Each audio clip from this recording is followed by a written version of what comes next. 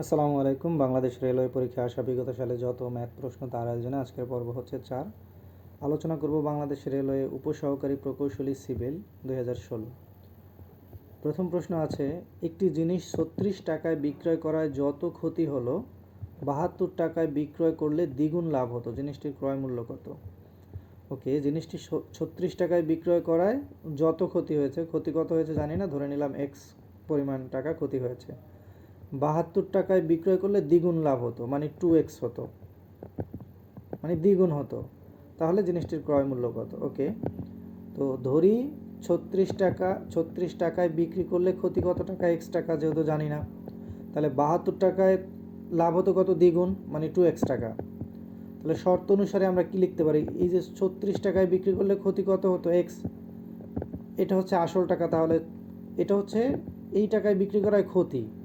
কত ক্ষতি? এক্স। তাহলে এই দুইটা যোগ করে দিলেই তো যেটা হয় সেটা আসল টাকা। তাহলে লিখলাম 36 প্লাস এক্স ইকুয়াল কোনটা? এই যে 72 টাকা বিক্রি করলে যে দ্বিগুণ লাভ হয়েছে, তাহলে 72 থেকে এই যে দ্বিগুণ মাইনাস করে দিলেই তো আসলটা পেয়ে যাই। তাহলে এইটা সমান এইটা, এই দুটা সেম হয়, এটা আসল সমান আসল। এটাই জাস্ট সমীকরণটা লিখলাম। তাহলে এখানে এই যে এক্স রাখলাম, আর এই যে -2x আছে এই পাশে নিয়ে আসলাম, প্লাস হয়ে গেল, সমান সমান 72 ঠিকই থাকলো, প্লাস 36 আছে এই পাশে নিলাম, মাইনাস হয়ে গেল। তাহলে এক্স আর 2x 3x, আর 36 থেকে 72 থেকে 36 গেলে থাকে 36। এবার এক্সের মান কত? তাহলে 3 ভাগ হয়ে যাবে, তাহলে 3 বারং 36। এই এক্সের মান কত পেলাম? 12। এই 12টা কি? এই যে ক্ষতি, যে কয় টাকা ক্ষতি হয়েছে, এই 12 টাকা ক্ষতি হয়েছে, কয় টাকা বিক্রি করায়? 36 টাকা বিক্রি করায়। তাহলে খুব সিম্পলি তো বুঝতেই পারি, 36 টাকা বিক্রি করায় যদি 12 টাকা ক্ষতি হয়, এই 12 টাকা এটার সাথে প্লাস করে দিলেই তো আমার আসল টাকাটা, ক্রয় মূল্যটা বের হয়ে যায়। তাহলে 36 প্লাস 12, এই 36 প্লাস 12 মানে 48 টাকা। তাহলে আমার ক্রয় মূল্য ছিল কত খাতাটির? 48 টাকা। খাতা ছিল জিনিসটা, যাই হোক 48 টাকা। ওকে, দুটি সংখ্যার অনুপাত 5:6 এবং তাদের লসাগু 120, সংখ্যা দুটির গসাগু কত? এরকম অঙ্ক এর আগে বহুতবার করেছি আমরা, সূত্রও জানি যে দুইটি সংখ্যার গুণফল সমান সমান লসাগু ইন্টু গসাগু। ওকে, তো এটা এখানে আমরা জানি লসাগু ইন্টু গসাগু অনুপাতগুলোর গুণফল একই কথা। যেহেতু গসাগু বের করতে বলছে, তাহলে গসাগু সমান সমান অনুপাদের গুণফল, আর লসাগু যেহেতু গুণ আকারে আসে সমান সমানের ওই পাশে গেলে ভাগ হয়ে যাবে, তাই এটা এভাবে লিখলাম যে লসাগু ভাগ অনুপাতগুলোর গুণফল। তাহলে বের করব কি? গসাগু। লসাগু কত বলে দিছে? 120। অনুপাতের গুণফল কত? অনুপাত দুইটা হলো 5 এবং 6, তাহলে অনুপাতের গুণফল 5 ছক 30, লসাগু ঠিকই আছে। এবার যদি 120কে 30 দিয়ে ভাগ করি কত আসে? গসাগু 4 আসে। এটাই হচ্ছে আমার answer. Okay, log 2 plus log 4 plus log 8 plus log 16 plus dot dot dot ধারাটির 10টি পদের সমষ্টি কত? 10টি পদের সমষ্টি বের করতে বলছে। ওকে, প্রদত্ত প্রশ্নের সমাধান ধাপে ধাপে দেওয়া আছে। ধারাটি হলো কি? log 2 log 4 log 8 log 16।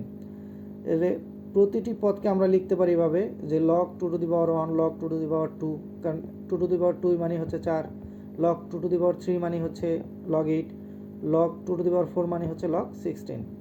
আমাদের ম্যাথ মেলানোর সুবিধার্থে আমরা এভাবে লিখলাম, এভাবে লিখতে পারি। তাহলে এবার সূত্র প্রয়োগ করব কোনটা? log a two the power b সমান সমান b log a, কারণ আমরা জানি এই যে পাওয়ারটা সবসময় লগের ক্ষেত্রে পিছনে চলে আসে, এটাই হচ্ছে সূত্র, যে log a two the power b মানে হচ্ছে এই যে বিটা পাওয়ারটা পিছনে চলে এসেছে, b log a, এটা হচ্ছে একটা ফর্মুলা। ওকে, এবার আমরা ওই সমীকরণটা এভাবে লিখি, যেহেতু log 2 টু দি পাওয়ার 1 ছিল, 1 আর পিছনে নেওয়ার দরকার নেই, ছিল log 2 স্কোয়ার ছিল, 2 টু দি পাওয়ার 2 ছিল, তাহলে এই পাওয়ারটা পিছনে চলে এসেছে, এখানে 3 পাওয়ার ছিল পিছনে চলে এসেছে, এখানে 4 পাওয়ার ছিল পিছনে চলে এসেছে। ওকে, এবার যদি log 2 কমন নেই, তাহলে এখানে থাকে 1, এখানে থাকে 2, এখানে থাকে 3, এখানে থাকে 4, এরকম করে করে আরও এই যে ডট ডট দেওয়া আছে, মানে এর মানে আরও রাখা যায় 10 পর্যন্ত। ওকে, যেহেতু আমাদের 10টি পদের সমষ্টি বের করতে হবে, এখানে 1 2 3 প্লাস n এর সূত্র প্রয়োগ করি, সেটা হচ্ছে n ইন্টু n প্লাস 1/2। তো এই সূত্রটা প্রয়োগ করি, প্রশ্ন মতে n সমান সমান কত? 10, যেহেতু 10টি পদ, লাস্ট পদ এটা, তাহলে 1 plus 2 plus 3 plus dot dot dot plus 10, N পদ কত 10 সমান সমান, এবার সূত্রটা বসাই, এন এর মান কত 10 ইন্টু 10 প্লাস 1 ডিভাইড বাই 2। তো এটা যদি এখানে কাটাকাটি করি তাহলে 55 আসে আমার রেজাল্ট। 10 10 100, আর তার সাথে 11 আর 10 আর 1 11, তাহলে 10 11 কত 110, 2 দিয়ে ভাগ দিলে হয় কত 55। দ্বারাটির যোগফল কত log 2 1 plus 2 plus 3 plus dot dot dot plus 10 সমান সমান এই যে log 2 আর এটা সমান সমান এই যে এটা সমান সমান আমরা কত পেয়েছি 55, সেই 55 লিখলাম। তাহলে উত্তরটি আমরা কি লিখতে পারি যে 55 log 2, এটা জাস্ট গুণ করে দিলাম 55 log 2, এটাই হচ্ছে আমার অ্যান্সার। তিনটি ক্রমিক সংখ্যার গুণফল তাদের যোগফলের 8 গুণ, সংখ্যার গড় কত? তিনটা ক্রমিক সংখ্যার গুণফল, তিনটা ক্রমিক সংখ্যা যেহেতু জানি না, একটা এক্স ধরলাম, একটা এক্স প্লাস 1 ধরলাম, একটা এক্স প্লাস 2 ধরলাম, যেহেতু ক্রমিক সংখ্যা এক্স, তারপর একটা বেশি এক্স প্লাস 1, তারপর একটা বেশি এক্স প্লাস 2, এই তিনটার গুণফল, তো গুণ আকারে লিখলাম x into x plus 1 into x plus 2 সমান সমান কি তাদের যোগফলের 8 গুণ। তাদের যোগফল কত ক্রমিক সংখ্যার এক্স, তাহলে প্লাস এক্স প্লাস 1 আবার প্লাস এক্স প্লাস 2 কত গুণ 8 গুণ, সেটা এখানে সাজিয়ে লিখলাম। ওকে, এরপর হচ্ছে এই বাম পাশেরটা সব ঠিকঠাক আছে এখন পর্যন্ত, x x into x plus 1 into x plus 2, আর এখানে এক্স কয়টা হলো 3টা হলো, তাহলে 3x আর সংখ্যা কত 3 ইন্টু 8। তাহলে এখানে যদি আমি আবার হচ্ছে এই যে 3x এবং 3 থেকে 3 কমন নিতে পারি, তাহলে থাকে কি এক্স প্লাস 1 এই লাইনটা এখানে লিখলাম ইন্টু 8। তাহলে এবার 3 8 কত, 3 8 24, আর এখানে কত পেলাম এক্স প্লাস 1, তাহলে 24 ইন্টু এক্স প্লাস 1। এবার এই পাশেও এক্স প্লাস 1 আছে, এই পাশেও এক্স প্লাস 1 আছে, যেহেতু সমান সমান আছে তো ভাগ করে দিলে কি কাটাকাটি চলে যায়, এক্স প্লাস 1 কাটাকাটি চলে যায়, তাহলে থাকি এক্স ইন্টু এক্স প্লাস 2 সমান সমান কত 24। তো এরপর হচ্ছে আমি এটা গুণ করে দিই, এক্স আর এক্সের সাথে গুণ করলে এক্স স্কোয়ার, এক্স 2 এর সাথে গুণ করলে 2x, আর এই যে 24 সমান সমানের এই পাশে আছে, এই পাশে নিয়ে আসলাম একসাথে, মাইনাস 24 হয়ে গেল সমান সমান 0। এরপর এখান থেকে এই পরের লাইনটা এখানে করেছি, এক্স স্কোয়ার আছে, আর এই যে 2xকে যদি উৎপাদক করি তাহলে আমি এভাবে লিখতে পারি যে 6 plus 6x minus 4x, that means 2x minus 24। এরপর হচ্ছে এখান থেকে যদি এই যে এক্স স্কোয়ার প্লাস 6x থেকে আমরা x কমন নিতে পারি, এক্স স্কোয়ার প্লাস 6x থেকে x কমন নিলে বাকি থাকে কি x প্লাস 6।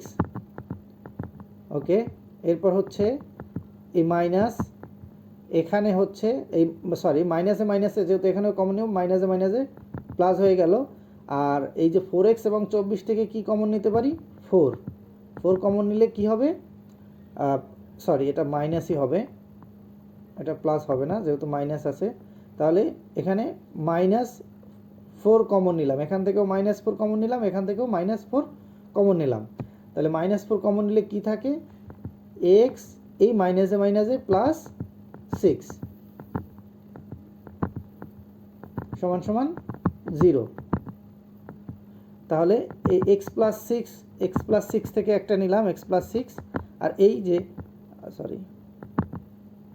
যে x মাইনাস 4 সমান সমান 0। তাহলে এই যে এটার ভ্যালু কি আসে, x সমান সমান যেহেতু প্লাস আছে মাইনাস হয়ে গেছে -6, আর এটার ভ্যালু আসে x সমান সমান যেহেতু মাইনাস আছে +4। তাহলে নেগেটিভটা আসলে কাউন্ট হয় না, এটা হচ্ছে ইনভ্যালিড, সেক্ষেত্রে আমার x এর মান কত পাই আমরা 4। তাহলে ধরি x সমান সমান 4, তাহলে প্রথম x যদি 4 হয় তাহলে দ্বিতীয়টা কত x প্লাস 1 মানে 4 প্লাস 1 মানে 5, তারপরেরটা x প্লাস 2 মানে 4 প্লাস 2 মানে 6, তাহলে 4 5 6 এই তিনটার তাহলে যোগফল কত হয় 15। তাহলে এর গড় কত, যেহেতু গড় বের করবো এই জন্য যোগ করলাম, তাহলে গড় টোটাল সংখ্যা কয়টা 3টা, তাহলে 3 দিয়ে 15 ভাগ দিলেই হয়ে যায়, 3 5 15। 400 টাকায় 8 মাসের সুদ এবং 800 টাকায় 4 মাসের সুদ একত্রে 24 টাকা হলে শতকরা বার্ষিক সুদের হার কত? ওকে, সুদের হার সমান সমান আমরা হার বের করতে জানেই তো যে r% ধরে নেই। ওকে, সুদের হার সমান সমান r%। তাহলে 8 মাসে 8 মাস মানে কত, 8 মাস হচ্ছে 12-র 8, মানে 12 মাসে 1 বছর হয়। তো এই 8 মাস যদি বের করতে, 8 মাস বলতে এই যে 12-র ভিতরে 8, বা 8/12 লিখতে পারি। দ্যাট মিনস হচ্ছে 2/3 বছর, বা 3-এর 2 অংশ বোঝায়, 3-এর 2, ওকে, বছর। আর 4 মাস বলতে কি বুঝি, 4/12 মানে হচ্ছে 1/3 বছর, ওকে। 400 টাকায় তাহলে 8 মাসের সুদ হয় কত? 400 টাকায় 8 মাসের সুদ হয় 400 ইন্টু 2/3 ইন্টু আর, ওকে। এরপর 800 টাকায় তাহলে 4 মাসের সুদ কত? 800 ইন্টু 1/3 ইন্টু আর। এই যে 2/3 আর 1/3 কিন্তু আগেই বের করে নিয়েছি, যে 8 মাস বলতে আমরা 2/3 বছর বুঝাই, 4 মাস বলতে আমরা 1/3 বছর বুঝি, সেটা এখানে লিখলাম, ওকে। তাহলে প্রশ্ন মতে আমরা লিখতে পারি যে 400 ইন্টু 2/3 মানে হচ্ছে এই যে 8 মাস, এটা বছরে নিয়ে নিলাম আর কি, ম্যাথ মেলানোর সুবিধার্থে, অঙ্ক করার সুবিধার্থে। তাহলে 400 ইন্টু 8 মাস বা 2-এর 3 বছর ইন্টু আর, প্লাস 800 ইন্টু 1/3 ইন্টু আর, এইটা সমান সমান কত? 24। কীভাবে 24 পেলাম? এই যে 400 টাকা 8 মাসের সুদ এবং 800 টাকা 4 মাসের সুদ একত্রে 24 টাকা। এটাই জাস্ট সমীকরণটা লিখলাম, যে এই যে 400 টাকায় 8 মাসের যে সুদ প্লাস হচ্ছে 800 টাকায় 4 মাসের সুদ সমান সমান কত? 24, ওকে। তাহলে এখানে আমরা লিখতে পারি, এই যে এখানে একটু ডিটেলসে করে দেওয়া আছে, 800/3 প্লাস 800/3 আর সমান সমান 24। কীভাবে আসলো? এই যে 400 ইন্টু 2/3, তাহলে এই 2 তো উপরে আছে, তাহলে 400 দিক গুণে কত? 800 ভাগ কত? 3, প্লাস এই 800 একে 800 ভাগ কত? 3, আর এই দুই পাশ থেকে আর এখানে নিয়ে নিলাম, আর দুইটার সাথেই কিন্তু আর আছে, সমান সমান 24। তাহলে 1600, এই যে এখানে যদি আবার আমি লসাগু করি, দেখেন এই 800/3 এবং 800/3, এটাকে যদি হচ্ছে আমি লসাগু করি, যেহেতু যোগ আকারে আছে, দেখেন 3-3-এর ভিতরে, এই দুইটা 3-এর ভিতরে যদি লসাগু করি কত হয়? 3 হয়। তাহলে 3-3-এর ভিতরে যায় কতবার? একবার। তাহলে 800 একে 800, এই প্লাস 3-3-এর ভিতরে যায় একবার, 800 একে 800, তাহলে 800 কত হয়? 1600 ভাগ কত? 3, সেটা এখানে লিখলাম 1600/3, আর এই যে আর, যেটা আর সমান সমান 24, ওকে। এরপর আর এর ভ্যালুটা যদি বের করতে চাই, তাহলে আর সমান সমান 24, আর এটা যেহেতু এই পাশে গুণ আকারে আছে, ওই পাশে গেছে ভাগ হয়ে গেছে, মানে উল্টা হয়ে গেছে, এই ভ্যালুটা উল্টে গেছে, 3 উপরে চলে আসছে, 1600 নিচে চলে আসছে। এবার যদি এখানে আমি কাটাকাটি করি, তাহলে আমার রেজাল্ট আসে 0.045, যেহেতু পার্সেন্টেজ আর এর ভ্যালু বের করতে হবে, মানে পার্সেন্ট মানি হচ্ছে 100, তাহলে 100 দিয়ে যদি আবার এটাকে গুণ করি, তাহলে 4.5%। এটা হচ্ছে আমার অ্যান্সার। যদি রিক্সা ভাড়া 60% বৃদ্ধি পায়, তবে রিক্সায় যাতায়াত শতকরা কত ভাগ কমালে ব্যয় বৃদ্ধি পাবে না? আবারও পড়ি, যদি রিক্সা ভাড়া 60% বৃদ্ধি পায়, তবে রিক্সায় যাতায়াত শতকরা কত ভাগ কমালে ব্যয় বৃদ্ধি পাবে না? পূর্বে রিক্সা ভাড়া ছিল 100 টাকা, পূর্বে ছিল কত টাকা? 100 টাকা। এখন 60% বৃদ্ধি পাওয়ার পর কত হয়েছে? 160 হয়েছে। তাহলে ব্যয় অপরিবর্তিত রাখতে 160 টাকা রিক্সা ভাড়ায় যাতায়াত কমাতে হবে কত টাকা? 60 টাকা। যেহেতু 60 টাকা বেড়ে গেছে, এই 60 টাকা পরিমাণ যাতায়াত কমাতে হবে সমমূল্যের। 160 টাকা রিক্সা ভাড়ায় যাতায়াত কমাতে হবে 60 টাকা সমমূল্যের। তাহলে 100 টাকা রিক্সা ভাড়ায় যাতায়াত কমাতে হবে কত? 60 ইন্টু 100 ভাগ 160, যেটা কিনা এই যে ভাগ 160, যেটা কিনা এখানে কাটাকাটি করলে আমার কত আসে? 37.5। এটাই হচ্ছে আমার অ্যান্সার। কীভাবে 60 আসে আমি যদি দেখতে চান, তাহলে এই যে 60 ইন্টু 100 আর নিচে হচ্ছে 160, ওকে। 0 0 একটা কেটে দিলাম, এখানে থেকে 16, 8 দ্বিগুণে 16, 3 দ্বিগুণে 6, একটু ছোট করে নিলাম, 4 দ্বিগুণে 8, এখানে 50 দ্বিগুণে 100, আবার এটাকে 2 দিয়ে ভাঙতে পারি, 2 দ্বিগুণে 4, 25 দ্বিগুণে 50, তাহলে 3 25 75 ভাগ 2, তা 2 দিয়ে এই 75কে 2 দিয়ে ভাগ দিলে কত আসে? 37.5, ওকে। সাথে বলছে 5% ভ্যাটে 4080 টাকার বিলে ভ্যাটের পরিমাণ কত টাকা? 5%, খুবই সিম্পল। 100 টাকায় ভ্যাট কয় টাকা বলছে? 5 টাকা, যেহেতু 5% বলছে, তাহলে 100 টাকায় যদি 5 টাকা হয় তাহলে 4080 টাকায় ভ্যাট কত? 5 × 4080 ভাগ 100, খুবই সিম্পল, 204 টাকা। ওকে, 10% চক্রবৃদ্ধি সুদে 100 টাকার 2 বছর সুদ আসলে কত টাকা হয়? 10% মানে আর সমান সমান কত? 10, সরি, আর সমান সমান কত? 10।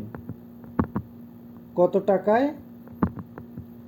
100 টাকায়, মানে পির মান হচ্ছে 100, আসল কত? 100, আর এন এর মান কত? 2 বছর, এন সমান সমান কত? 2 বছর। ওকে, এবার আমরা সমাধানে আসি। যে এই প্রশ্নে সুদ আসলের পরিমাণ বের করতে আমাদের প্রথমে মূল প্রধান পরিমাণ নির্ধারণ করতে হবে। পি মানে হচ্ছে 100 টাকা বলেই দিয়েছে, আসল 100 টাকা, তাহলে চক্রবৃদ্ধি হওয়ার হার হলো 10%, এর মানে আর এর ভ্যালু কত? 10%। 10% মানেই হচ্ছে 10 ভাগ 100, মানে হচ্ছে 0.1। ওকে, আর সময় কত? 2 বছর, এন এর মান হচ্ছে 2। তাহলে এখানে সুদ আসলের পরিমাণ হিসাব করতে হবে। তো সুদ আসলের সূত্র আমরা জানি যে P into 1 plus R by 100 whole square. Whole square মানে হচ্ছে টি, যেহেতু সময় পাওয়ার টি। ওকে, এটা হচ্ছে আমাদের ফর্মুলা, যে P into 1 plus R by 100 power T, মানে সময়টা। ওকে, এখানে সুদ আসল, তাহলে পি এর মান কত? 100, 1 এর 1, আর এর মান কত? 10 ভাগ 100, আর টি এর মান কত? পাওয়ার 2। ওকে, এরপর 100, এই 10 ভাগ 100 মানে হচ্ছে 0.1, বাকি 1 ঠিক আছে, পাওয়ার 2। ওকে, এরপর হচ্ছে 100, এই যে 1 প্লাস 0.1 যদি যোগ করি তাহলে 1.1 হয়। ওকে, স্কোয়ার আছে, মানে পাওয়ার যে সময়টা 2 বছর আছে, তাহলে এই যে 1.1 স্কোয়ার, এটা যদি 1.1কে যদি স্কোয়ার করি তাহলে হয় 1.21। এবার 100-র সাথে যদি 1.21 গুণ করি তাহলে হয় 121। অতএব 10% চক্রবৃদ্ধি সুদে 100 টাকায় 2 বছরের সুদ আসলে মূল প্রধান টাকার 121 টাকা হয়।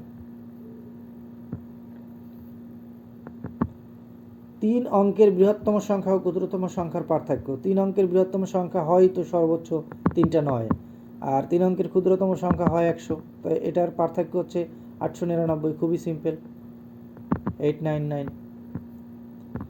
পিএসসি শব্দটির সবগুলো বর্ণ একত্রে নিয়ে কত প্রকারে সাজানো যায়? আচ্ছা, 6 প্রকারে। কীভাবে? পিএসসি 3টাই তো বর্ণ, তো এটাকে কয়ভাবে সাজানো যায় আমরা দেখি। PSC, PCS, SPC, SCP, CPS, CSP, total এই 6ভাবেই সাজানো যায়। চাকরি পাওয়ার সম্ভাবনা 4/5 হলে চাকরি না পাওয়ার সম্ভাবনা কত? 1/5। চাকরি পাওয়ার সম্ভাবনা যদি 5-এর ভিতরে 4 হয়, মানে 5 ভাগের 4 ভাগ যদি হয় যে চাকরি পাওয়ার সম্ভাবনা, তাহলে কত ভাগ সম্ভাবনা না? 5 ভাগের 1 ভাগ সম্ভাবনা না, খুবই সিম্পল।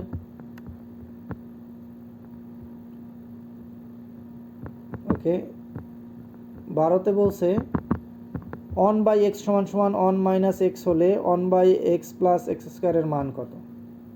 ওকে, তো 1/x সমান সমান 1 মাইনাস এক্স, 1/x প্লাস, এই যে মাইনাস এক্সটাকে এই পাশে নিয়ে আসলাম, প্লাস এক্স হয়ে গেল সমান সমান 1, অনের এই যে সমান সমানের এই পাশে 1 আছে, তাই ভ্যালু চেঞ্জ হয় নাই। ওকে, তো এর পরের লাইন আবার এটাতে যদি আসি, এখানে যদি আমি হচ্ছে এই এক্স আর এখানে কিছু নেই, মনে মনে অন ধরে নিলাম, লসাগু করি, তাহলে এক্স এবং অনের ভিতরে লসাগু করলে এক্সই হয়। এক্স এক্সের ভিতরে যায় একবার, তাহলে 1 1 1 প্লাস এক্স অনের ভিতরে যায় এক্স বার, তাহলে এক্স স্কোয়ার সমান সমান 1। ওকে, তাহলে 1 প্লাস এক্স স্কোয়ার, আর এই এক্সটা অনের সাথে গুণ হয়ে গেল এক্স, তাহলে একটু ঘুরিয়ে লিখলাম এক্স স্কোয়ার প্লাস 1 সমান সমান এক্স।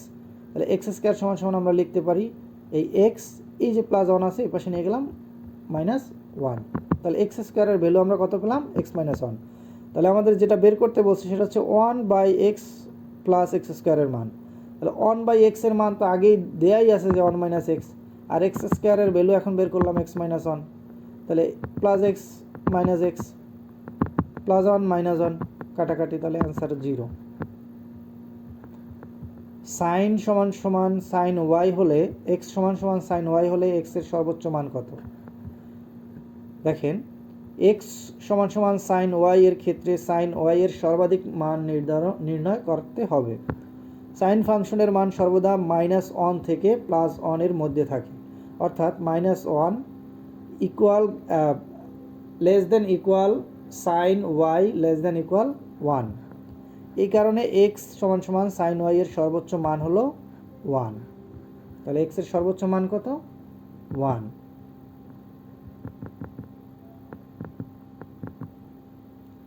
ওকে, নেক্সট ওয়ান। ত্রিভুজ এ বি সি এর কোণ এ সমান সমান 45 ডিগ্রি, কোণ বি সমান সমান 45 ডিগ্রি হলে ত্রিভুজ এ বি সি হলো 1 বলছে কি এটা সমবাহু, 2 বলছে এটা কি সমদ্বিবাহু, 3 বলছে এটা কি সমকোণী, নিচের কোনটি সত্য? দেখেন, এটা সমবাহু তো হবে না, কারণ সমবাহু বলতে আমরা বুঝি যে 3টা কোণই যার সমান। এটা ত্রিভুজের 3টা কোণ সমান থাকলে সেটাকে সমদ্বিবাহু বলে। যেহেতু টোটাল আমার 180 ডিগ্রি, তাহলে কখনোই সমান না 3টা, কারণ একটা 45 একটা 45 আর একটা 90 হয়ে যায়। তাহলে 3টা বাহু যদি সমান না, এটা হবে না। সমদ্বিবাহু 2টা বাহু যার সমান, হ্যাঁ 2টা বাহু এখানে সমান দেওয়াই আছে, তার মানে এটা 2, ঠিক আছে। সমকোণী, হ্যাঁ সমকোণীও ঠিক আছে, কারণ যদি ত্রিভুজের একটা কোণের মান 90 ডিগ্রি থাকে তাহলে সেটা সমকোণী ত্রিভুজ হয়।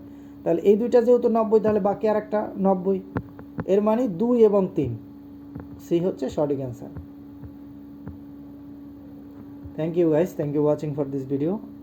যদি কোনো কোশ্চেন অ্যান্সার ভুল থাকে অবশ্যই আপনারা সেটা কমেন্টে জানাবেন, আর বুঝতে সমস্যা হলে সেটাও কমেন্টে জানাবেন।